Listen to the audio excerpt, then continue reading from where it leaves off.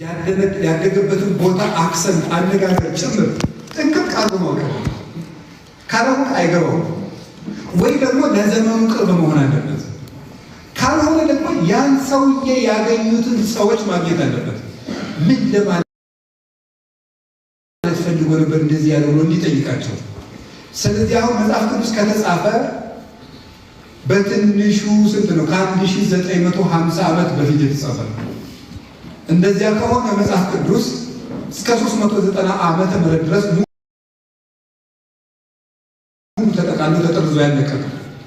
እንደዚያ ከሆነ መጽሐፍ ቅዱስ አሁን ጳውሎስን አናገኘውም፣ አሁን ጴጥሮስን አናገኘውም፣ አሁን ዮሐንስን አናገኘውም። ምን ማድረግ አለብን? ወይ ለእሱ ጋር የነበረ ሰው ማግኘት አለብን ማለት ነው። አይመስላችሁም? ጳውሎስ እንደዚህ ሲል ምን ማለት ነው ብለን እንድንጠይቀው በትክክል ቅዱስ ጳውሎስ ምን ማለት እንደሆነ እሱ ሲያስተምር ቁጭ ብሎ የነበረ ሰው መጠየቅ አለበት ማለት ነው። እንደዛ ታዲያ ደግሞ እነዚያም ሰዎች ሞተዋል። ስለዚህ ምን ታስፈልገናለች? አፖስቶሊክ ሰክሴሽን ትባላለች። ሐዋርያዊ ቅብብሎች። እስኪ በሉ ሐዋርያዊ ቅብብሎች በሉ። ሐዋርያዊ ምንድን ነው?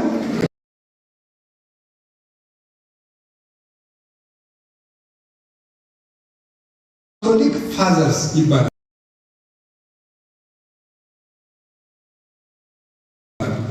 ሐዋርያውያን አበው ማለት ነው። ያ ማለት የሐዋርያት ደቀ መዛሙርት።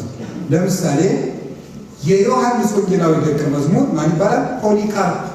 ፖሊካርፐስ ይባላል። በእንግሊዝኛው ፖሊካርፕ ብላችሁ ታገኙት ትፈልጉት አለ። ሴንት ፖሊካርፕ ብላችሁ ትፈልጉት ጉግል ራሱ ይነግሯችሁ። የዮሐንስ ወንጌላዊ ደቀ መዝሙር ነው። የቅዱስ ጴጥሮስ ቀሌምንጦስ ዘሮማን ቀሌምንጦስ ሮማ ትፈልጉት ታገኙታላችሁ። እነዚህ ጻፎች ኢግናሺየስ ወይም በእኛ አግናጤዎስ የሚባለው ከዛ ደግሞ እሱ ሄሬኔዎስ ፈረንሳይ ውስጥ የነበረ ሊዮን የምትባል ከተማ አለች ፈረንሳይ። የእሷ ሊቀ ጳጳስ ነው። የመጽሐፍ ቅዱስ ጠበቃ የሚባል ሰው ነው። እሱ የመጽሐፍ ቅዱስ ጠበቃ የሚባል መጽሐፍ ቅዱስን እንደሚገርማችሁ ግኖስቲሶች መጡና 130 ዓመተ ምህረት አካባቢ የነበረ ነው። ቅዱስ ሄሬኔዎስ በ130 ዓመተ ምህረት አካባቢ ላይ የነበረው ሁለተኛው ክፍለ ዘመን ግኖስቲሶች መጡና የበርናባስ ወንጌል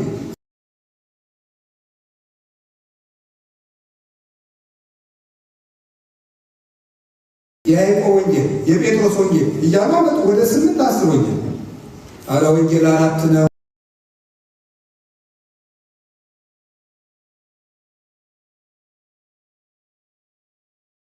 አለ። ማን? ሄሬኔዎስ።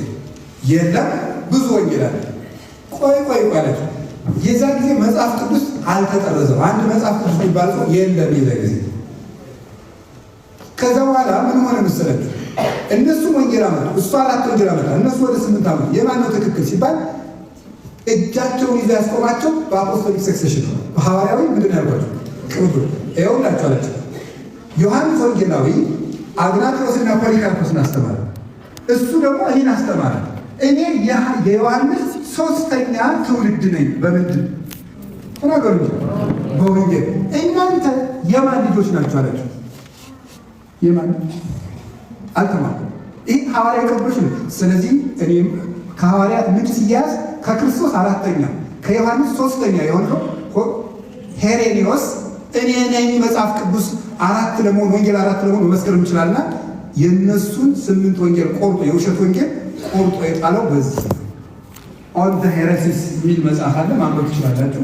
5 መጽሐፍ ማንም ሰው ማግኘት ይችላል። በፒዲኤፍ ኦን ዘ ሄረሲስ በእንተ መናፍቃን ማለት ነው። ማንበብ ትችላላችሁ። 5 መጽሐፍ ናቸው። ተከታታዮች አላችሁ። እግዚአብሔር ከሁላችን ጋር ነው። አሁን ከነሱ በኋላ ቸርች ፋዘርስ የሚባሉ ይመጣሉ። የቤተ ክርስቲያን ሊቃውንት የሚባሉት ናቸው። እነዚህ 4ኛው ክፍለ ዘመን፣ 5ኛው ክፍለ ዘመን፣ 6ኛው ክፍለ ዘመን፣ 7ኛው ክፍለ ዘመን፣ 8ኛው ክፍለ ዘመን ላይ እነሱ ተከታታይ ይዘውት የመጡ ናቸው። አሁን ልብ ብላችሁ ስሙ። ፍየሎችን በቀኝ በግራ በጎችን በቀኝ ያቆማል። በግ የተባሉ ጻድቃን ናቸው። ምክንያት በግ ላቷን ትሸፍናለች፣ ጻድቃን ኀፍረታቸውን ይሸፍናሉ። የራሳቸውን ኃጢአት በንስሐ የወንድማቸውን ኃጢአት በምስጢር ይሸፍናሉና በግ አንገቷን ደፍታ ትሄዳለች፣ ጻድቃንም ትሑታን ናቸውና። በግ ብርት ትወዳለች፣ ጻድቃንም መከራ ይወዳሉና። በግ ሲያርዷት ብዙ አትጮህም፣ ጻድቃንም አያማርሩምና። መከራ እንዲህ እየለመተርጎሜ ማስረጃው ሁለተኛው ክፍለ ዘመን ይገኛል። አንደኛው ክፍለ ዘመን ይገኛል። እኔ የማስተምረው ዛሬ ከቅዱስ ያሬድ 6ኛው ክፍለ ዘመን ላይ ሄዶ ይገጥማል። የቅዱስ ያሬድ 4ኛው ክፍለ ዘመን ላይ እለእስክንድሮስ ጋር ሄዶ ይገጥማል። እለእስክንድሮስ ደግሞ የእለእስክንድሮስ ሄዶ ሄሬኖስ ጋር ይገጥማል። የሄሬኖስ ከፖሊካርፖስ የፖሊካርፕ ከዮሐንስ የዮሐንስ ከክርስቶስ የክርስቶስ ከነቢያት አንድ ይሆናል። ያንን ለጉባኤ ቤት ማለት ያ ምንጭ እንዲህ እያለ የሚወርድበት ምንጭ ማለት ከቃሉ ጋር ናችሁ። ሐዋርያዊ ትምህርት ቤት ማለት ነው። ይሄ ትምህርት ለሺህ ዘመን የቀጠለበት ትምህርት ቤት ነው። ይሄን ካላስቀጠል ቤተክርስቲያን አትቀጥልም። የምሬን ነገር አትቀጥልም።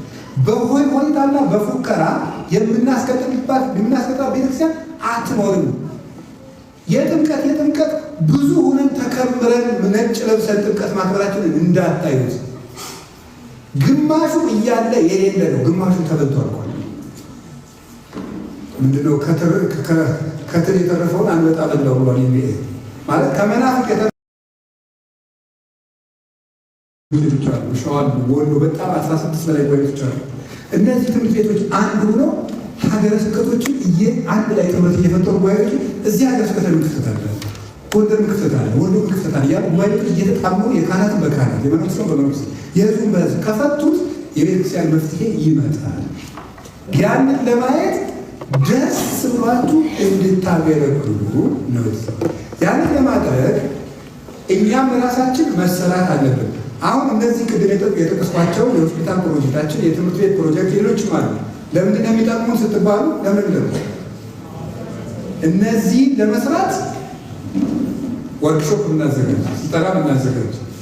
ለማሳያ ባለፈው ለምሳሌ እዚህ 2 ዙር የባለትዳሮች ስልጠና ሰጠናል። በዚያው ውለታችን ለማስታወስ ቁርስና ምሳ አልተናገር አይደለ?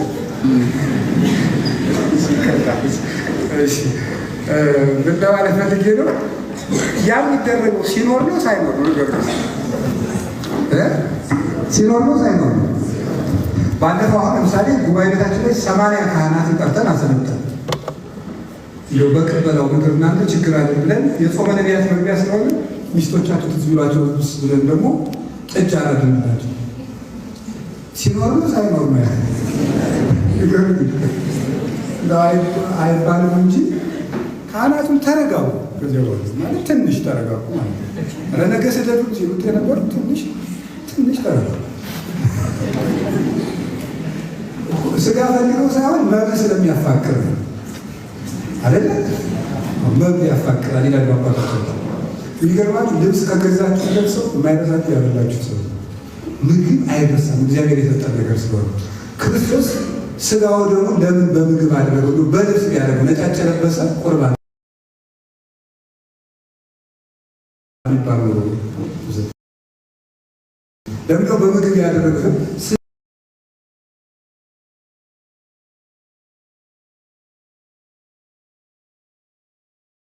መብ ያፋቅራል። ክርስቶስን ፍቅሩን ለመግለጥ ነው በምን ያደረገው ይላል እና መብ ያፋቅራል። ስለዚህ ለዚያ ነው ፕሮጀክት የቀረጸው። አሁን ለምን እንደተሰበሰባችሁ ቁልጭ ብሎ እንደ መስከረም ሳይ ገብቷቸዋል ነው። አልገባችሁ አልገባችሁ? እንግዲህ ዋ ታውቃችሁ ይቅርባ ሊወረት ማለት አንዳንድ ጊዜ እንደ ቤተሰብ ነን ብለን የለን ምንድን ያለ ቤተሰብ ከሆነ በቃ ቤተሰብ ይቆላቆማል፣ ይጫወታል። እንደዛ ነው ማለት ነው። እሺ፣ እግዚአብሔር ከሁላችን ጋር ይሁን። እሺ፣ አሁን ይህንን ለማስቀጠል እንግዲህ ሲጠራችሁ አቤት፣ ሲልኳችሁ ወዴት ብላችሁ ተሰብሰቡ፣ ኑ ተማሩ፣ ራሳችን እንስራ። በጣም ጥሩ። ይሄን ለመስራት አሁን ይሄ ለምን አመት እንግዲህ ፕሮጀክታችን እየተሰበሰበ ሆስፒታሉን አስቀድመናል። የሆስፒታሉ ፕሮጀክት እነዚህ ቅድም የተጠሩት 12ቱ ክፍሎች ብዙ ፕሮጀክት ቀርጸዋል። የሆስፒታሉ ቀድሞ ግን የሆስፒታሉን ፕሮጀክት ራሱ ሌሎች ክፍሎችም እንደ ራሳቸው ነው ሲደግሙበት የቀረቡ። የልማት ክፍሉ የምክፍል ማንም የቀረ የለም። ሁሉም 10 እንዳለ ሆኖ ሲያስብ የቀረበ ሲደክም እንቅልፉን እያጣ ፕሮፖዛል ሲያሻሽል በየመስሪያ ቤቱ ሲዞር ነው ሁሉም የቀረበ። ስለዚህ እግዚአብሔር ይመስገን እዚህ ያለው አባል ብሎ ሳይመዘገብ በየመስሪያ ቤቱ ያሉ ክርስቲያን ወንድሞቻችን እውነት ለመናገር እስላሞች ነው ያገዙናል። ስለዚህ አሁን እግዚአብሔር ይመስገን መሬት መቼም ጥሩ ነው። መሬት እየጠበቅን ነው። መሬቱ እንደተጀመረ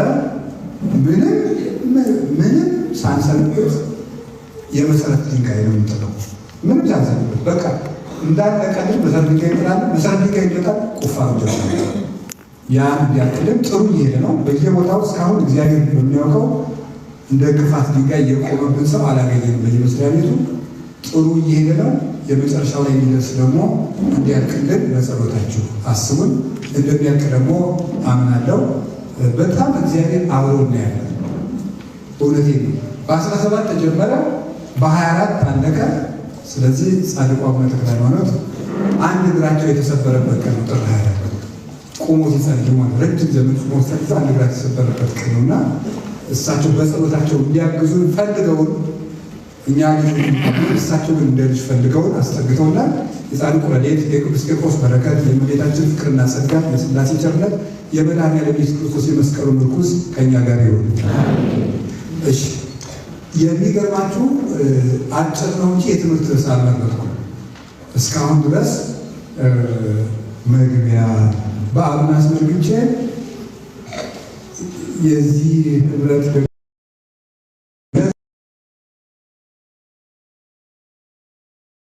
አሁን ደግሞ ልሰብክ ተስማማን። እሺ ለአጭር ጊዜ ነው። ቅድም ስልኬን አውጥቼ ነበር። ያወጣሁት ምን ብዬ አይደለም፣ የቤት ስራ እያበዛሁባችሁ ነው። ግን አንድ የቤተ ክርስቲያን ሊቅ የአንድ ክርስቲያን 55 መመሪያዎችን አውጥቷል። እስኪ 5 ቢያንስ ላካፍላችሁ። 55 ማ ዞር ይችላል እንደው 5 እስኪ ላካፍላችሁ። አንድ የቤተ ክርስቲያን ሊቅ የተናገረው አንደኛው ቢ ኦልዌይስ ዊዝ ክራይስት የሚል አይ በጊዜ የጻፈ ሰውየው የፈረንጅ ሀገር ሰው ግን ከቤተክርስቲያን ከጥንታውያን አባቶች 7ኛው 8ኛው ክፍለ ዘመን የነበሩ ቢ ኦልዌይስ ዊዝ ክራይስት ሁልጊዜ ከክርስቶስ ጋር ሁሉ። ሁለተኛው ፕሬይ አዝ ዩ ካን ኖት አዝ ዩ ዋንት ሁልጊዜ ከክርስቶስ ጋር ሁሉ። ሁለተኛው ደግሞ ፕሬይ አዝ ዩ ካን ኖት አዝ ዩ ዋንት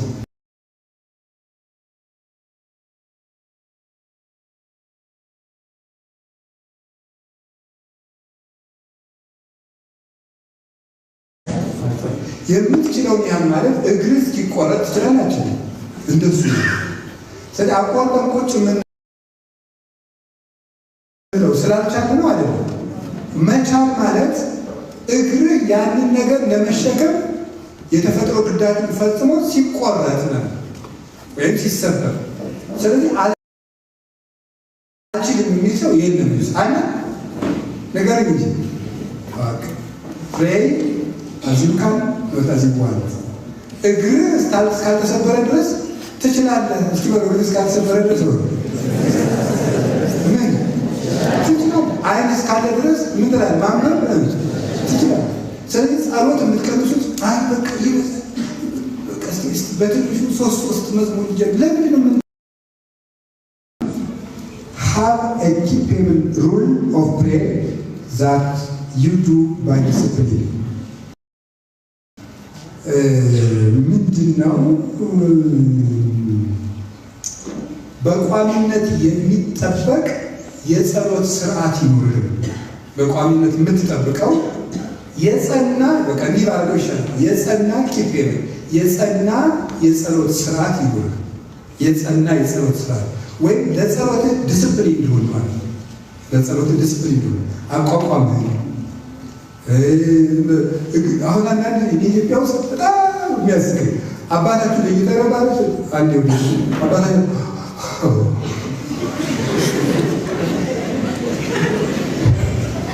ዛሬ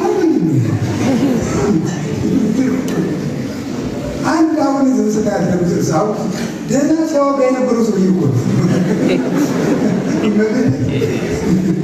ደህና ሲጫወት የነበረው የዋለው ሰውዬ አሁን ዝምስና ያስደረግ ራቱኛ እዚህ ይኖራል። በሽታ ላይ በእውነት ነው። ማታ ቃስለምር ለዚያ ሰዓት ዋጋ መክፈል፣ በደከመ ሰዓትም ዋጋ መክፈል፣ እስከ 8 ሰዓት ስታነብ ባደግ ቀን ዋጋ መክፈል፣ ስብሰባ ባመሸ ቀን፣ ጽሑፍ ስትጽፍ ባመሸ ቀን፣ ለጸሎት ዲስፕሊን ይሆናል። ንጹህ ልብስ ለብሶ መቆም። አሁን ተኝተውበት ያደሩትን ልብስ ለብሶ ለጸሎት አይቆምም። እስካሁን ግን ስብከት አልገባውም። ምሽት መልእክት ጽሑፍ ምንድን ያልኳችሁ ቀጥ ብሎ መቆም፣ እግርን አለማሻረብ። እንደዚህ እግርን እንደዚህ አሻርቦ መቆም ትክክል አለ። ቀጥ ብሎ መቆም፣ እንደዚህ ቀጥ ብሎ መቆም። ስራን ጨርሶ መጸለይ። ስትጸልዩ ስራችሁ ትዝ እንዳይላችሁ። ታርቆ መጸለይ። ያስቀየማችሁ ሰው በጸሎት ጊዜ ትዝ እንዳይላችሁ። እንደሱ ማድረግ። ለነገ አትጨነቁ። ጸሎት ላይ የሚረበሻችሁ መጨረሻ ምንድን ነው የሚሆን ስለሆነ ትናንት ለራሱ ተውለት። ትናንት ዛሬ ላይ ጣልቃ እየገባ በጸሎት ሰዓት ላይ ረብሻችሁ እና አለማቋረጥ። ማታ እንደዚህ ቀንነት ነው። ማታ ሲጀመር ሰው ከመተኛታችን 1 ሰዓት ቀደም ብሎ ከረከሱና ከሚንጫጩ ነገሮች ንጹህ መሆን ያለው። እሺ፣ አራተኛ say the Lord's Prayer several times a day። ማለት ምን ማለት ነው? በቀን ደጋግመህ የጌታን ጸሎት ጸልይ። የጌታን ጸሎት የሚባለው አቡነ ዘበሰማያትና እግዚኦ መሐረነ ክርስቶስ ናቸው። እነሱ ደጋግማችሁ አሁን ለምሳሌ ነገራችሁ ቢሮ የምትሰሩ ከሆነ አንድ ባለ ጉዳይ ወጥቶ ሌላ እስከሚገባ 20 ደቂቃ ከአንድ አሁን ልብስ ነው ያደገበት። አንድ ሙስ ታክሲ ውስጥ ናቸው። አንድ ልብስ ነው ያደገበት። በቃ አጋጣሚውን ሁሉ ከእግዚአብሔር ጋር ለመጮህ አለ። አጋጣሚውን ሁሉ ወደ እግዚአብሔር ጮህበት። እሱ ነው የምላቸው። ወደ ድግስ ቤት ስትሄዱ አሁን ስማት የደገማችሁ፣ ወጣችሁ ወደ ቤት ስትሄዱ አሁን ስማት የደገማችሁ፣ ሱቅ ደርሳችሁ ስትሄዱ መንገድ ላይ ነፃ ሆናችሁ እየደገማችሁ ነው። ሎርድስ ፕሬየር የሚባል አንደኛው አቡነ ዘበሰማያት ነው። ሁለተኛው እግዚኦ መሐረነ ክርስቶስ ነው። ይህ በጣም ትልቅ ጸሎት ነው። የክርስቶስን ስም በቀን ብዙ ጊዜ መጥራት። የመጨረሻው እንኳን ተደጋጋሚ ይሆናል። have a short prayer that you constantly repeat when your mind is not occupied with other things. አይምሯችን ሲበታተን ኮኔክትድ መሆን ሲያቅተን መሰብሰብ ሲያቅተን ለራሳችን ኮንሰንትሬሽን ስናጣ እንደዛ ስንሆን መጸለያ አጭር ጸሎት ትኖር ህሊናን የምትሰበስብበት ማለት ወደ ራስ መመለስ ሲያቅት ለምሳሌ እንዲህ ላደርግ እችላለሁ። የእናንተ የአንገት መስቀል አላችሁ። ይህም አለ የአንገት መስቀል ግንባሬ ላይ አድርጌ ጌታዬ ኢየሱስ ክርስቶስ አስበን 3 ጊዜ ብላሁን አይምሮ ይሰበሰባል። እንደሱ ማድረግ ማለት ነው። የአንገታችሁ መስቀል ግንባሬ እንደሱ አድርግ። ስድስተኛ እና 7 ጨምራችሁ make some prostrations when you pray። በምትጸልይበት ጊዜ ጥቂት ስግደቶችን ስገዱ። አንድ ክርስቲያን ቢያንስ በቀን 41 ስግደት መስገድ አለ። በቀን 41 ስግደት መስገድ አለበት አንድ ክርስቲያን በትንሹ። 7ኛ eat good foods in moderation። ጥሩ ምግብ በልክና ህሙግ መብለት እስኪ ተሜ በለው የሃም ምግብ ሳሙኤል አለ እስኪ ባሉ እስኪ ህሙግ መብል በሉ ህሙግ መብል የሃም ልብ የደፈረሰ ምግብ ልብ ያደፈርሳል። ያገኘው የሚጋፍር ሰው ልቡ ገፋፋ ብሎ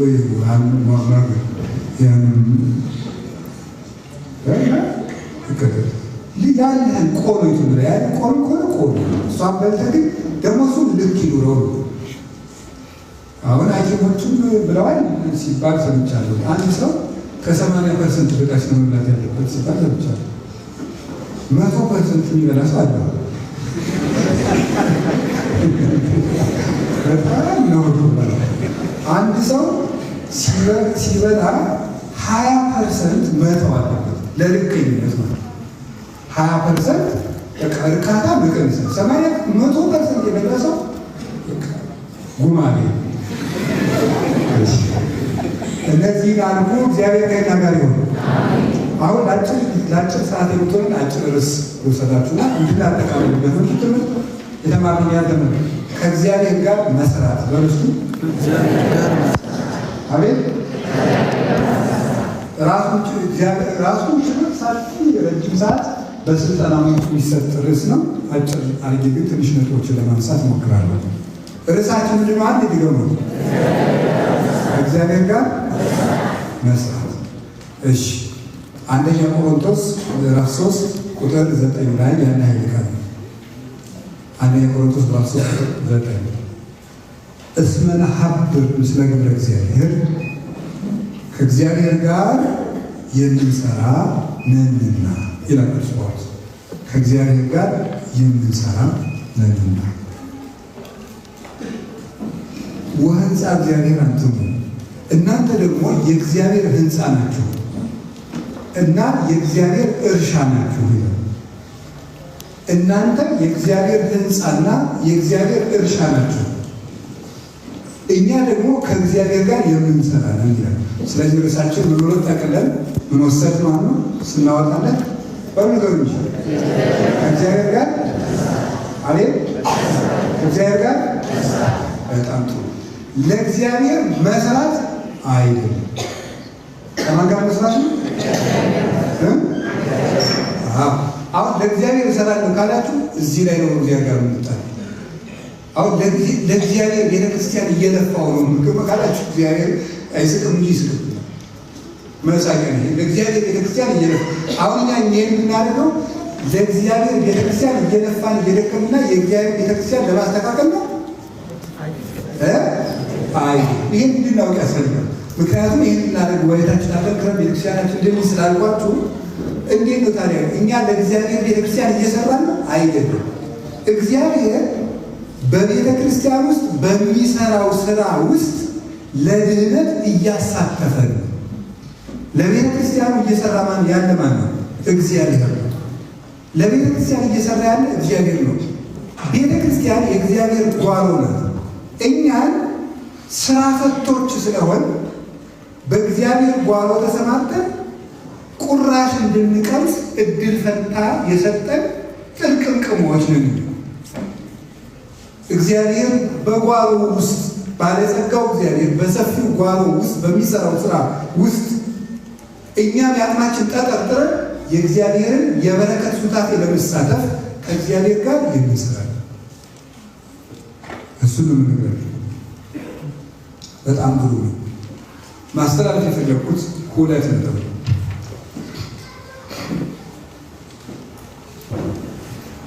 እሺ ከእግዚአብሔር ጋር እኛ መጀመሪያ እኛ የእግዚአብሔር ምኖች ነን፣ ህንፃዎች እና የእግዚአብሔር እርሻዎች። እንዴት ደስ እንደሚል እናቴነት ማምላክ በጣም ነው ደስ የሚላችሁ የዚህን ትርጉም ስትሰሙት። ደስ ያላላችሁ እንደው ግን ያበሳል።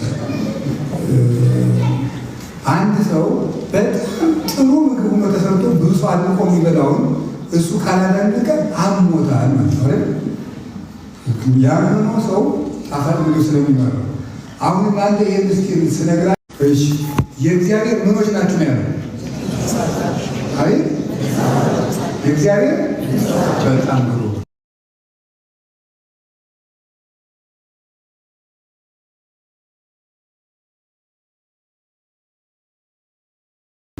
የእግዚአብሔር ህንፃዎች ናቸው ማለት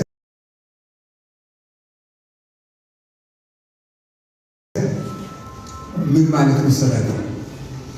አንድ ድንጋይ ብቻውን ህንፃ አይባልም። ምንድን ነው የሚባለው? አንድ ድንጋይ የሚባለው ከሌሎች ድንጋዮች ጋር ሲጋጠም ምን ይሆናል? ነገሩን እንጂ ህንፃ። አንድ ክርስቲያን ብቻው ምንም አይደለም። ህብረት ሲኖረው ግን ምን የሚል ስም ይሰጠዋል? ቤተክርስቲያን ነው። ቤተክርስቲያን ይሰጠዋል።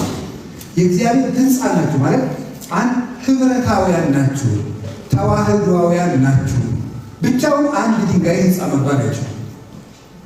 ሲተባበሩ አሁን እዚህ ውስጥ የተሰበሰብን ሁላችንም የመጀመሪያ ከአይምሯችን ውስጥ ነቅለን ማጥፋት ያለብን ምን እንደሆነ ታውቃላችሁ? መለያየትን ማጥፋት። እንደ መለያየት ያለ ከፍተኛ በሽታ የለም። ቤተ ክርስቲያን የምትፈርሰው እያንዳንዱ ድንጋይ እየወጣ ሲሄድ ነው አይደል? አንድ ህንፃ የሚፈርሰው እያንዳንዱ ክርስቲያን የየራሱን ሲያስብና ሲለያይ ቤተ ክርስቲያን መከራ ውስጥ ናት ማለት እሱ። አሁን ቤተ ክርስቲያን መከራ ህንፃ መሆን አቅቶና ነው። ግማሹ እንደሆነ ያስባል፣ ግማሹ እንደቦታ ያስባል። በገደው ወገዴ ወደ ማን መጣታችን አንከስት ብላችሁ የራሳችን ናራ አይኖባችሁ ውስጥ ከዚህ አዳራሽ አትውጡ፣ በሞት ያፈርሰው ማለት እዚህ ውስጥ ያለነው ስላለነው ብቻ እናወራ ነው። ከዚህ አጥር ውስጥ ስለ ገብረ ማርያም ስለ ወለተ ማርያም ነው።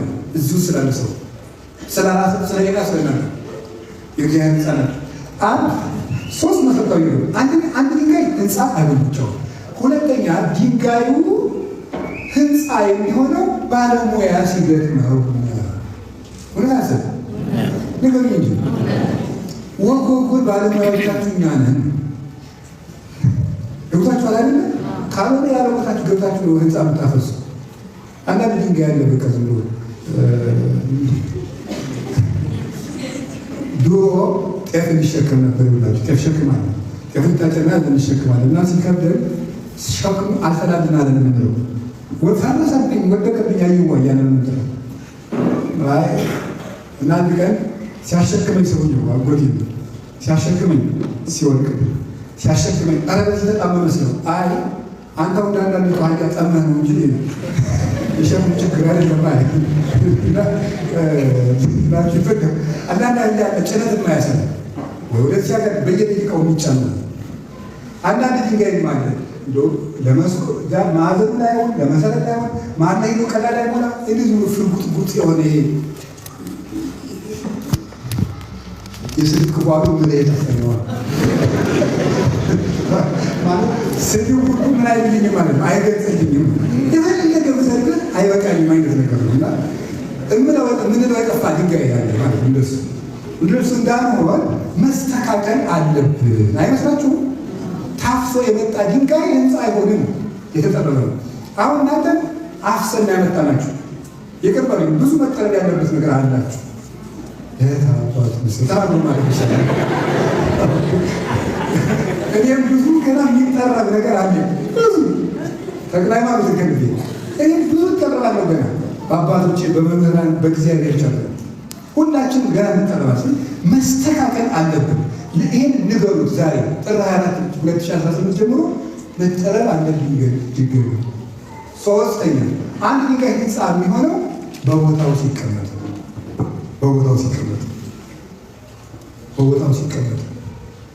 ትንሿ ድንጋይ የምትሞላው ትልቁ ድንጋይ የማይሆነው ቦታ እውነት ትንሿ ድንጋይ ግን እሷ ምትሆን ለሚናት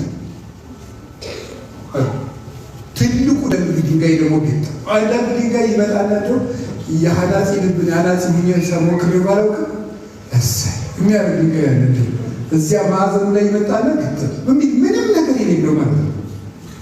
እንደሱ ትልቅ ድንጋይ ሆነው ትልቅ ቦታ ላይ የሚኖረው ማለት ነው። መካከል ላይ ነው ጠጠር ነው የሚገባው። ዞሮ ግን ህንፃ ጠጠርም አለ አሸዋም ነው ይመጣል። አፈርም አስፈላጊ ነው በራሱ ትንሽዬ ደግሞ እንደዚህ ስላሽ ድንጋይ ማለት ደግሞ ወርጭ ወጣ እዳክም ይመጣል። በዚህ የምትረዱት አንደኛው ሁላችንም ለቤተክርስቲያን አስፈላጊ ሰዎች ነው። ክርስቶስ ይፈልገናል። ቤቱ ለማድረግ ይፈልገናል። አይገርማችሁም? በክርስቶስ ቤት የሚጣል ድንጋይ የለም። ሁላችሁ ነው የምታስፈልጉት። ዱርዬም ዋሾም ሌባም ምን ተጠርበን እናገለግላለን። ክርስቶስ ጠርቦ ያስተካክላል። ስለዚህ ሁላችንም ቦታ ነው። ያለ ቦታችን ግን አንቀመጥ። ገብቷችኋል? አሁን የዘንድሮ ስራ አስፈጻሚ ይሆናሉ። ቀሩም ስራ አስፈጻሚ ያሉትን ይቀጥላሉ። አዲስም ይገባሉ። ወደፊትም ይቀጥላሉ። ስትገቡ እንዳትበጠብጡ ልላችሁ በቦታቸው ቁጭ ማለት ሰማችሁ? ገባችሁ? ከምትበጠብጡን አትምጡ፣ አስቀድሱ ብለው ጸልዩ። የትሚል ሰምታችኋል? በሚደረሰው በምድር ላይ ለአንድ ክርስቲያን ትልቁ ሀብቱ መታዘዙ ነው። ዲቫይን አውቶሪቲ አለ፣ ፖለቲካል አውቶሪቲ አለ፣ ፕሮፌሽናል አውቶሪቲ አለ። ፕሮፌሽናል እና ዲቫይን አውቶሪቲ የምትታዘዙት ካልኩሌት አድርጋችሁና ህገ ደንብ ጠብቃችሁ ነው። ዲቫይን አውቶሪቲ የምትታዘዙ በምን አድርጋችሁ መስላችሁ? በእምነት ነው የምትታዘዙት። ውሃውን ወደ ላይ ስትገፋ ዋል ብሎ አንድ የክርስቲያን አባት ካለ ካለ ግፋው ክርስቶስ ይገፋል። እንደሱ ነው የሚደረገው። የቤተ ክርስቲያን መሪነት የካልኩሌሽን ነው፣ የእምነት ጉዳይ ነው። ያ ማለት አትቆጣጠሩን፣ አስተያየት አትስጡን ማለት አይደለም። እንደሱ አይደለም የሚደረገው። የካህናትን ለካህናት ተውት፣ የመምህራንን ለመምህራን ተውት። ምንድነው ማይ እንዳሉት ነው። ለምሳ አባታቸው ዛሬ በህልሜ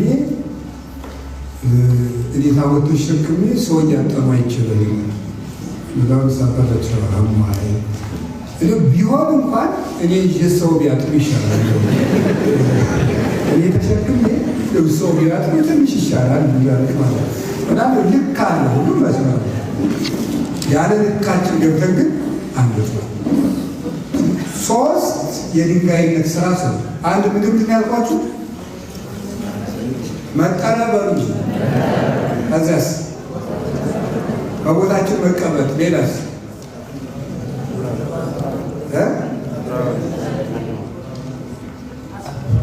የመጀመሪያው አስፈላጊ መሆኑ፣ አስፈላጊንን ተፈላጊነታችን እንድናውቅ ክርስቶስ ይፈልገናል፣ ግን መጠረብ አለብን። ሶስተኛ ነው በቦታችን እንቀመጥ። እነዚህ ህንፃ ናችሁ። አሁን አንድ ነገር እናምጣ። ባለሙያው ይጠርባል፣ ያንጻል፣ ዲዛይነሩ ዲዛይን ያደርጋል፣ ቢውልደሩ ይገነባል። ቤቱ ግን የማን ነው? ነገር እንጂ ቤት ስለ ቤት ነው ያወራው። እሺ በቃ አቶ ዘለቀ የሚባል አቶ ዘለቀ የሚባለው የአቶ ዘለቀ የሚባለው ሰውዬ ሀብት ኑሮት አቶ ማክሲመስ እና አቶ ዱማቴዎስ የሚባሉ ኢንጂነሮች ዲዛይን አደረጉለት ቤት ቢውልድ አደረጉ። ቤት የማን ነው? ነገር እንጂ በጣም ጥሩ ነው። በጣም ሂሳብ ታውቃላችሁ ማለት ነው። ቤት የማን ነው? በጣም ጥሩ። አሁን ልብ ብላችሁ ስሙ። መጋቢ አዲስ እገሌ ያስተማሯችሁ፣ መጋቢ ብሉይ እገሌ ያስተማሯችሁ፣ ሊቀ ሊቃውንት እገሌ ያስተማሯችሁ፣ ወይም መጋቢ ምስጢር እገሌ ያስተማሯችሁ የማን ቤት ናቸው? የእግዚአብሔር ናቸው። እንደሱ ነው ማሰብ። እንዲሁ የተረጎመው ሊቁ ተወዳጅ መጽሐፍ ወርቅ ቆሮንቶስን በተረጎመበት ድርሳን አሁን ያልኳችሁ ሁሉንም ትርጓሜ ተረጎመ እና የእግዚአብሔር ነህ፣ የተዋናዮች አይደለህም። ለምሳሌ ማለት እናንተ የኔ ተከታዮች አይደላችሁም። ገባችሁ? ማን ብላችሁ ነው መቀጠል ያለባችሁ? እግዚአብሔር ብላችሁ። እንደዚያ ሲሆን ምን ማቆም አለብን መሰላችሁ? እነዚህ ሰዎች የቆሮንቶስ ሰዎች ምን ችግር ፈጥረው መሰላችሁ? አጵሎስና ጳውሎስ የሚባሉ ሁለት መምህራን አስተምሯቸዋል። አንደኛው ጳውሎስ፣ ሁለተኛው አጵሎስ። ከአጵሎስ የተማሩት እኛ እኮ አጵሎስ ነው ያስተማሩት። ጀግ ምን ይላል ያኛው ሰው? እኛ እኮ ጳውሎስ ነው ያስተማሩት። ምን ይላል? የኔ መምህር ነው ጥሩ። ከዛች ጳውሎስ ምንድነው? የእግዚአብሔር ህንፃ ናቸው። ጳውሎስና አጵሎስ ማለት ዲዛይነር ቢውልድ አናጺ ናቸው። አናጺ ሰርቶ ይሄዳል። የቤቱ ባለቤት መሰለ። ለምንድን ነው የገሌን የምትል ሰርቶ ያጅ ነው። ይሄ ሰርቶ ያጅ ነው። ባለቤት የእናንተ ባለቤት ማን ነው ማለት ነው? በሞት ይንገሩ ተሳያችሁ። የእግዚአብሔር ባለቤታችሁ የሆናችሁ ቤቶች ነው ማለት ነው። የእግዚአብሔር ቤት ነው የሚያዝብኝ የኳቱ ቤት ነው ሲባል እንዴት ነው የሚፈራው? የሚታፈረው የትልቅ ሰው ቤት በሞት የትልቅ ሰው ቤት ነው እኛ ግን የታላቁ የእግዚአብሔር ልጆች። አሁን እዚህ ውስጥ ምንድን ነው መውጣት ያለበት? እንኳን ይገለጥ እግዚአብሔር እዚህ ቤተክርስቲያን ውስጥ እንኳን በሀገርና በጎጥ ልናስብ በመምህር እንኳን መከፋፈል አንችልም። ታውቃላችሁ? ጥሩ መምህር ያገለኝ እኔ የኔ መምህር ገሌ ናቸው ጥሩ እንኳን ብለን መከፋፈል ዕዳ ነው በክርስቶስ። የማንም አትሁኑ። የማንም ንገሩ። ኧረ በሞት ንገሩ። ይህንን እስከ ሕይወታችሁ ፍጻሜ ድረስ ነው። ቤተክርስቲያን ውስጥ ቤተክርስቲያን የምትበጠበጠው በደጋፊ ክርስቲያኖች። ደጋፊ ክርስቲያን ለራሱ ለእግዚአብሔርም አይረባም። አማኝ ክርስቲያን ነው የሚጠቅመው። ስለዚህ መሆን ያለብን ምንድን ነው ከተባለ ክርስቲያን የእግዚአብሔር ልጆች ነው። ደሱ እናንተ ሰዎች ጳውሎስ ተከለ፣ አጵሎስ አጠጣ፣ ያሳደገ ግን እግዚአብሔር። ያሳደገ ማለት ነው እግዚአብሔር። ልንገራችሁ፣ እኔ አስተማርኳችሁ፣ እኔ ለውጣችኋለሁ። ማንም ይለውጣችሁ እያችሁ። ጳውሎስ ተከለ፣ አጵሎስ አጠጣ፣ ማን አሳደገ ነው ያለ? እግዚአብሔር አሳደገው። ሰባኪ ውሃ ጠጭ ነው፣ ዘሪ ነው። አሳዳጊ ግን እግዚአብሔር። ምንም አቅም የለውም። እናንተ ጥሩ ሰው እንድትሆኑ እኔ ምንም አላደርግላችሁ አልችልም። እኔ ዘራለሁ፣ እግዚአብሔር ያበቅለዋል። እኔ ውሃ ጠጣለሁ፣ እግዚአብሔር ያሳድጋችኋል። ስለዚህ የማንም ማለት የውሃ ጠጭ አይደላችሁ፣ የጠራቢ አይደላችሁ። ውሃ ህንፃ የሚያጠጣው አይደል? የእሱ አይደላችሁ፣ የባለቤቱ ነው ቤቱ። ባለቤታችሁን እግዚአብሔር አለ። ባለቤታችሁን ወላጆቻችሁን፣ ሀገራችሁን፣ ወንዛችሁን አታሉ። ባለቤታችን ማን ይሁን? አቤት እግዚአብሔር የተመሰገነ ይሁን። የእግዚአብሔር እርሻ ናችሁ ማለትም ይሄው ነው። ቅዱሳን መጽሐፎች ሲተረጉሙ የእግዚአብሔር እርሻ ናችሁ የሚለው ሲተረጉሙ እርሻው ሰውየው እንደዚህ ነው። ብዙ ገበሬዎችን ሰርቶ ቀጥሮ ያሳርሰዋል። የእርሻው ባለቤት ግን እገሌ ነው። ስለዚህ እዚህ ውስጥ እኛ ከቅዱስ ፓትርያርኩ ጀምሮ ሊቃነ ጳጳሳትን መምህራንን ጨምሮ በእግዚአብሔር እርሻ የተቀጠሩ ሰራተኞች ናቸው።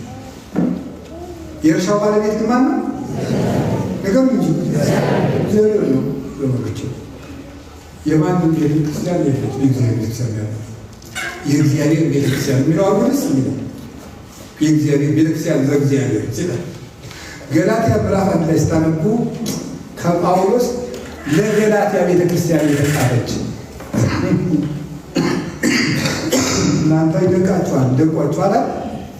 ለገላትያ ቤተክርስቲያን ምናልችሁ ለገላትያ ቅዱስ ጳውሎስ ለቆሮንቶስና ለሌሎች ሲጽፉ ለእግዚአብሔር ቤተክርስቲያን እያለ ይጻፋል። በቆሮንቶስ ላለችው ለእግዚአብሔር ቤተክርስቲያን፣ የገላትያ ቤተክርስቲያን ግን ያለ ምንድን ንቋት ቤተክርስቲያኒቱን የዛው ሆናለች ይላል።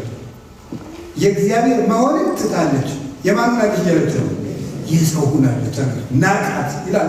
እንዲሁ የሚተረጉመው ቅዱስ ዮሐንስ አፈወርቅ ገላትያ ሲጽፍ የተናቀች ቤተክርስቲያን የሰው ትሆናለች፣ የከበረች ቤተክርስቲያን የእግዚአብሔር ትሆናለች።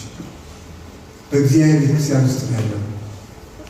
በእግዚአብሔር ቤተክርስቲያን ውስጥ ሌላኛው እዚህ ውስጥ ፕላንቲንግ፣ ዋተሪንግ እና ደግሞ የመጨረሻው እንደዚህ ሶስት ሂደቶች አሉ። ፕላንቲንግ አለ፣ ዋተሪንግ አለ፣ ሃርቨስቲንግ ወይም ደግሞ መሰብሰብ። ፕላንቲንግ እነዚህ ሶስቱ ድነት ሂደታዊ ነው። እንደዚህ አድርጌ የማመጣቸው እንግሊዝኛ መናገር ሊቅነት ስለሆነ አይደለም። እንኳን እንግሊዝኛ ዕብራይስጥ መናገርም ሊቅነት አይደለም። ድንቁርና ሊቅነት ማለት ነው፣ ቋንቋ ነው። ይሄን የምናገረው የቅዱስ ዮሐንስ አፈወርቅ እንግሊዝኛ ትርጓሜው ላይ ስላነበብኩት እና ፕላንቲንግ የመትከል የመዝራት ጊዜ ያለ፣ ውሃ የማጠጣት ጊዜ ያለ፣ ከዛስ መከር ሆኖ የማፍራትና የመሰብሰብ ጊዜ ያለ። ቆሮንቶስ ላይ እንደዚህ የሚናገር። ስለዚህ አሁን እኛ እግዚአብሔር አንድ ቦታ ላይ ለአገልግሎት ሲሰጠን ወይም መጀመሪያ ክርስቲያን ስንሆን ስንጠመቅ ነው ፕላንቲንግ፣ ካልሆነ ደግሞ ለአንድ አገልግሎት ስንጠራ ፕላንቲንግ ይባላል። እዚያ ውስጥ የምንማረው ደግሞ ትምህርት ዋተሪንግ ይባላል። ውሃ እየጠጣን ነው። ከዚያ በኋላ ፍሬ የመሰብሰብ ጊዜ ደግሞ እኛ የምናፈራበት ጊዜ። ግን እዚህ ውስጥ ቅዱስ ዮሐንስ አፈወርቅ ምን ይላል? ቅዱስ ጳውሎስ ዕብራውያን መልእክቱ ላይ አንዲት መሬት እምከመሰቴት ዝናብ ዝናብ ጠጥታ ሲያበቃ ምንድን ነው ወፈሬት ሶከ ወአሜከላ ሾህና አሜከላ ብታበቅል ምንድን ነው ዳሪታ ለመርገም ወቅርብት ላንድ በእሳት ለመቃጠልና ለመረገም የቀረበች ናት ያቺ መሬት ነው። ውሃ እየጠጣች ባታፈራ ገበሬው እሾህ ካበቀለች በእሳት ያቃጥላታል። እግዚአብሔርን ተክሏቸው ጠጥተው የማያፈሩትን እሳት ይጨምራቸዋል። ያላፈራ ዛፍ ወደ እሳት ይጣላል። ስለዚህ ማፍራት አለብን። ደስ የሚላችሁ ነገር ግን እዚህ ውስጥ አንድ ነገር ይነገራል። ቅዱሳን ሳፋው ማፍራት ትዕግስትን ይፈልጋል። እንደተተከለ የሚያፈራ ነገር እንጂ የለም በሉ። አሁን እናንተ በዚህ ዓመት ውስጥ ማህበረን ስንኖር ያጠፋችሁን ትኖራላችሁ፣ ያበላሻችሁን ትኖራላችሁ እና የቻልናችሁ በአንድ ቀን ስለማ አታፈሩ ብለን ባትችሉ ልታረጉ ነው እንዳት ይህንም አናረጋችሁ እግዚአብሔር መንቻ እና ስትለፉ ከርማችኋል አበላሽታችሁ ሊሆን ይችላል። ግን ምንድን ነው ፍሬው ሂደታዊ ነው። በግንቦት ተዘርቶ በግንቦት የሚያፈራው የለም። በአንድ ጊዜ ሰንበት ተማሪ ሆኑ፣ በአንድ ጊዜ የእኛም የፎስሙስ ቤተሰብ ሆኖ ሰው በአንድ ጊዜ ፍሬያማ አይሆንም። ሂደት ነው። ሂደት ስለሆነ ግን እግዚአብሔር ይታገሰናል። እናንተም ደግሞ በአንድ ጊዜ ፍሬያማ ባለመሆናችሁ ተስፋ አትቁረጡ።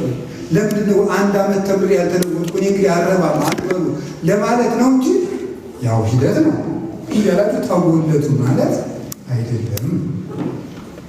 ሂደት ነው። አንድ ጊዜማ ከባድ ነው። አትመሩበት። ለራሳችሁ ምክንያት አትስጡት። እንዲያውም ለማደግ እንጂ ወደኋላ ለመቅረት ለራሳችሁ ምክንያት። ይህን ነው ነገራችሁ። ከቃሉ ጋር ናችሁ። ያ ማለት እግዚአብሔር እስክናፈራ ይችለናል። ታግሶ ለፍሬ ያብቃል።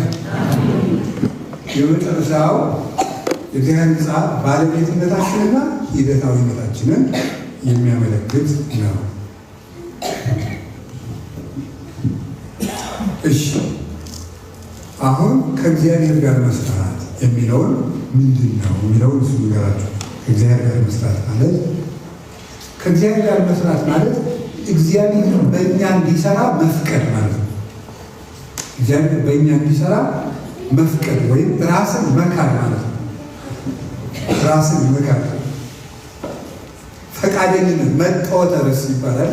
ራስን አሳልፎ መስጠት ወይም ሰብሚሽን የሚባለው ራስን መስጠት ለእግዚአብሔር ፈጽሞ መስጠት ራስ እሱ ከእግዚአብሔር ጋር መስራት ይባላል።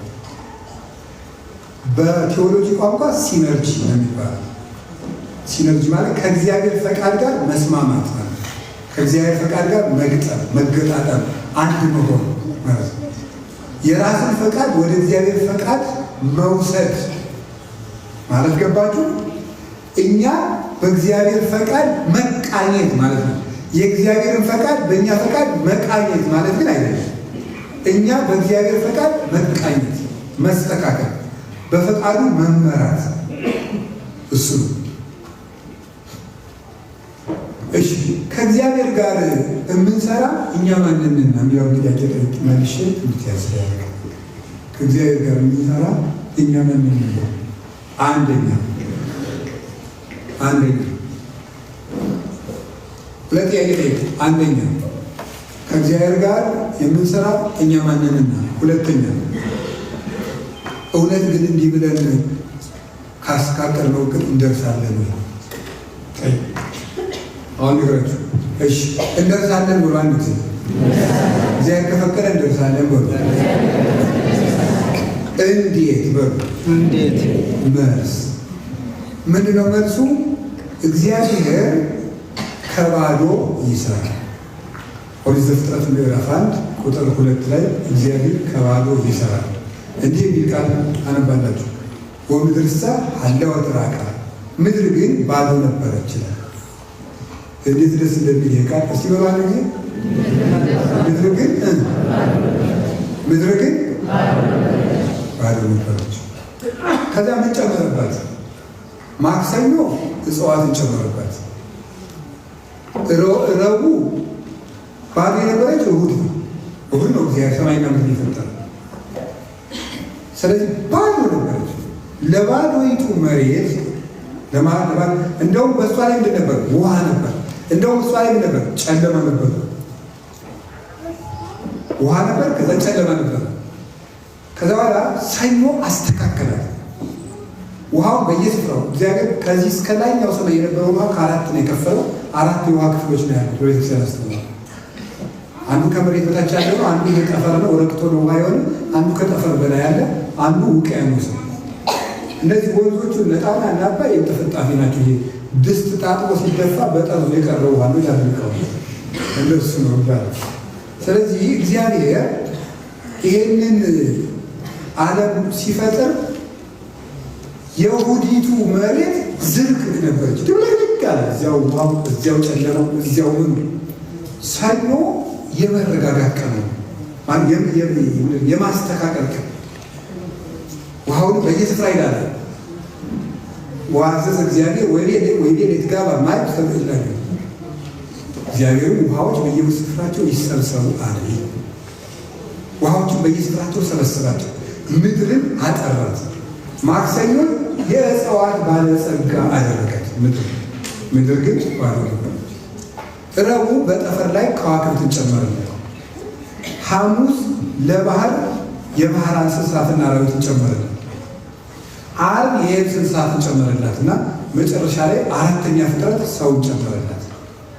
ስለዚህ እግዚአብሔር ከባዶ ሰራ። እስኪበሉ ሁላችሁ ከምን ሰራ?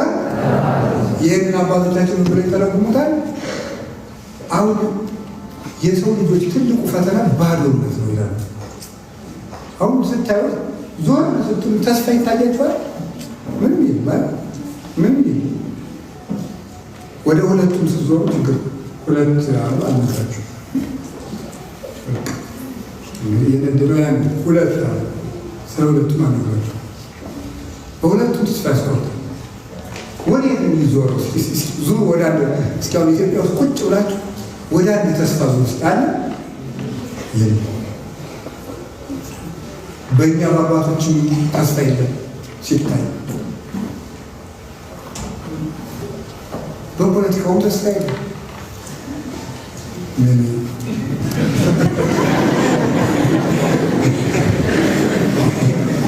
የሚታይ ነገር የለም። ተስፋ ምናደርገው መከራ የምንሰማው መከራ ሞት ነው የምንሰማው። እኛም ቤት ተስፋ የለም፣ እዚያም ተስፋ ነው። ወደ ባል ዙሪያ ሴትዮች የድብቅ ሩቅ ያለች ማለት ነው። የደርግ ወታደሮች መጥተው በኃይለ ሥላሴ ስጠራቸው በዚህ ኃይለ ሥላሴ ባለስልጣናት አሉ። እዚያ ውስጥ የደርጎች መጡ። ከዛ የድብቅ ሩቅ ያለ የድብቅ ሩቅ ያለ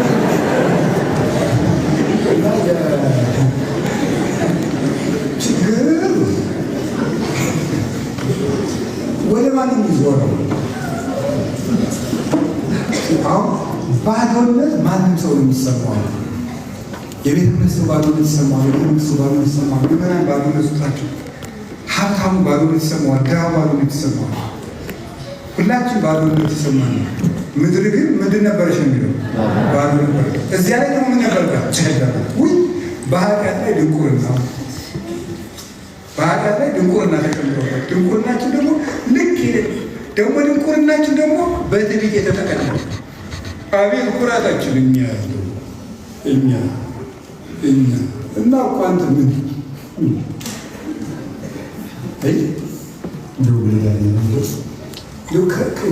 የድሃ ክፋቱ ኩራቷ ይቅርታ ድሃ እየተሳደብ ማለት ነው። እሺ ሚድራት ፈልገው ትዕቢተኛ ድሃ አበሳጭ ይባል ይችላል።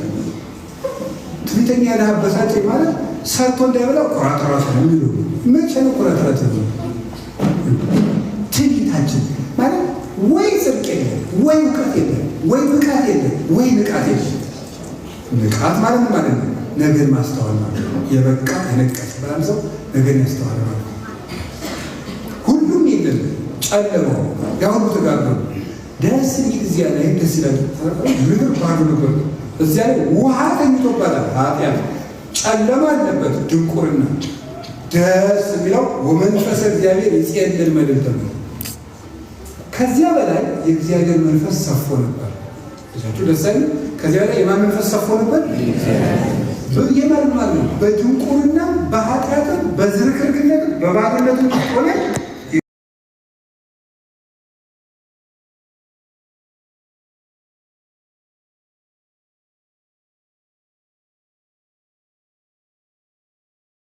ኃጢአታችንን ቅርጽ ማጣታችንን ሁሉ ግራ መጋባታችንን ሁሉ አስተካክሎ ማክሰኞ አብቅሉ ይለን ይሆናል። እግዚአብሔር ለማብቀል ያብቃል። የቸርነቱን ስራ ይስራለን። ስለዚህ እንደርሳለን አንደርስም። ማን ረድቶን እንደርሰው? እግዚአብሔር በምን ስለሚሰራ? ከማን ስለሚሰራ? ከባዶነትን ስለሚሰራ። ሁለተኛው እግዚአብሔር ፈውሶ ይሰራል። ባላይባችሁ እግዚአብሔር ምን አድርጎ ይሰራል? እግዚአብሔር ፈውሶ ይሰራል። ኦሪት ዘጸአት ምዕራፍ 15 ቁጥር 23 እስከ 25 አንድ ታሪክ ነው። ኦሪት ዘጸአት ምዕራፍ 15 ቁጥር 23 እስከ 25 እስራኤል ከግብፅ ከወጡ በኋላ 3 ቀን ተጉዘው አንድ ምድረ በዳ ላይ ደረሱ። እዚያ ሲደርሱ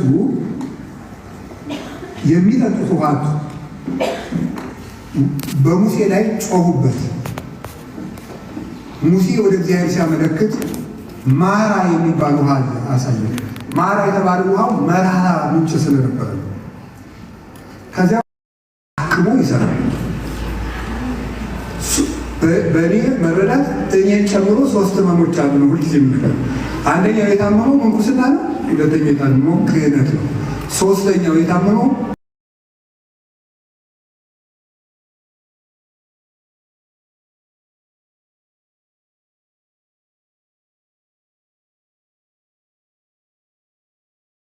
ከተታከመ ቤተክርስቲያን ጤና ውሃ ይፈሳታል። ስለዚህ ታክሞ እግዚአብሔር ሁላችንም ህመምተኞች ነን። እንዴት ብለን ነው የምንደርሰው? እግዚአብሔር አክሞን እንሰራለን። በሁላችሁ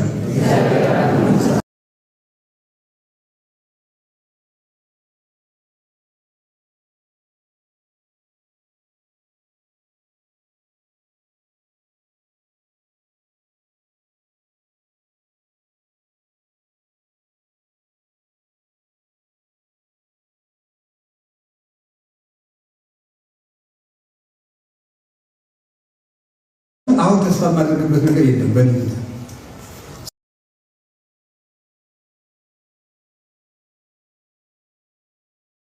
ሰዎች ወደ ቀኝ ወደ ግራ ምትሉት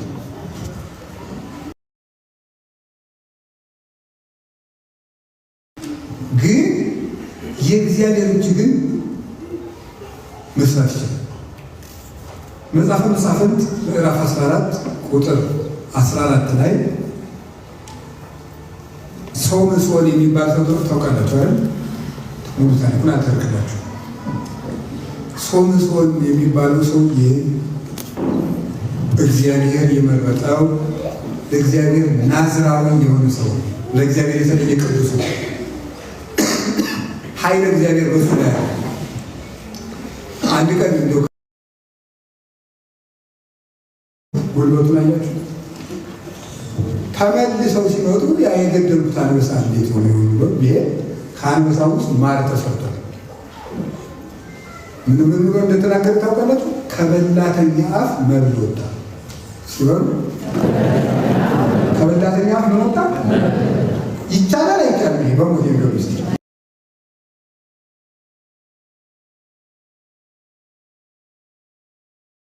መብል ይገኛል ቢፈጽመው እግዚአብሔር ይችላል።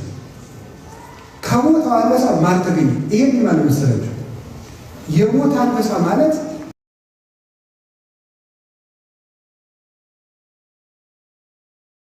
ትልቅ ሰው ሆኖ የሞት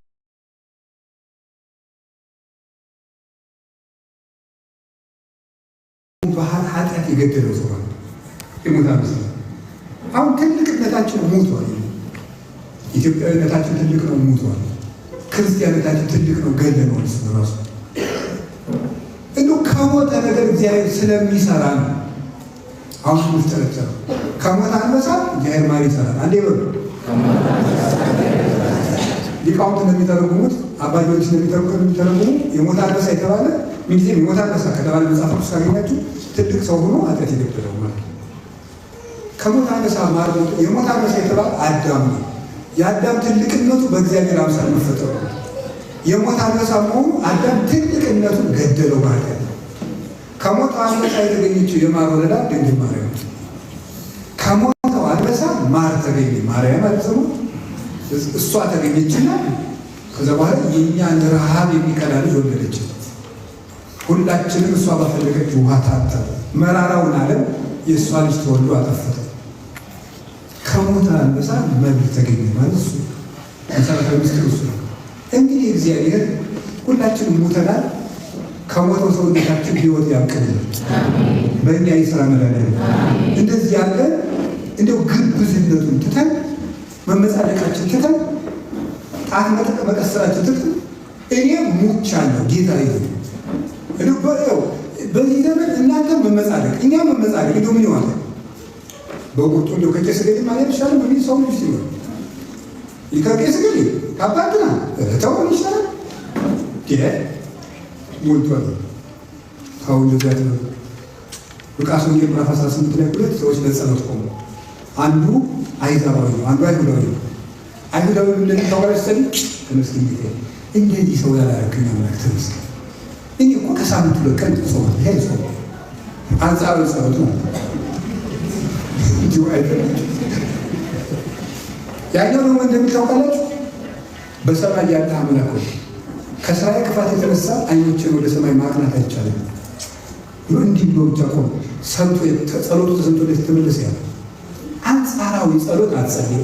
አንጻራዊ ክርስትና ነው በእውነቱ። ከዚህ ዘመን ጳጳሳት፣ ከዚህ ዘመን መነኮሳት፣ ከዚህ ዘመን ካህናት ይሻላል አትበሉ። እንኳን ትሻሉ ምንም አይደለም። እኛም ያወረ እናንተም ያወረ የዝንጀሮ መሪ ቢከተሉት ገደል አለ ተባለ። ያም ዝንጀሮ እናንተም ዝንጀሮ ብቻ እግዚአብሔር ማለት ነው። እግዚአብሔር ማለት ነው።